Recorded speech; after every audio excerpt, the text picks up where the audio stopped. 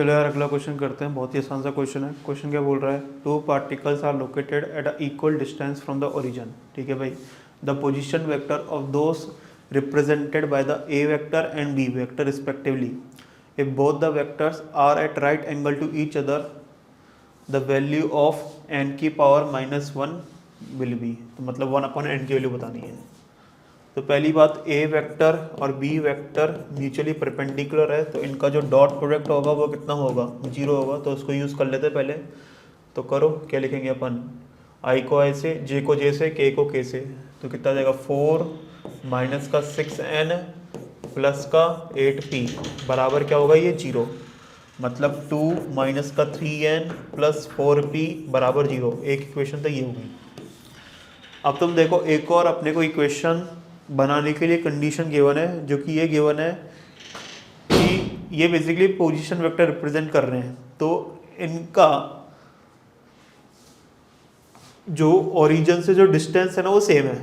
तो मतलब इसका मॉड्यूलस और इसका मॉड्यूलस, मॉड्यूलस मतलब मैग्नीट्यूड सेम होना चाहिए।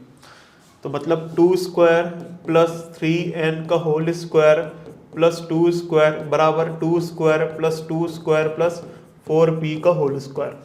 भाई ओरिजिन से डिस्टेंस सेम है, तो ऐसे तो मैं लिख ही सकता हूँ कि इस वेक्टर का मैग्नीट्यूड और इस वेक्टर का मैग्नीट्यूड सेम होना चाहिए।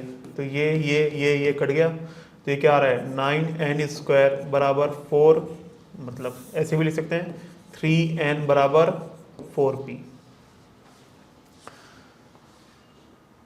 एक कंडीशन दी होगी कि 3n बराबर 4p, और एक होगा अपने पास 3n बराबर माइनस का 4p। भाई दो आते हैं ना, जब भी ए स्क्वायर बराबर बी स्क्वायर अपन लिखते हैं तो A is equal to plus minus B अपन लेते हैं।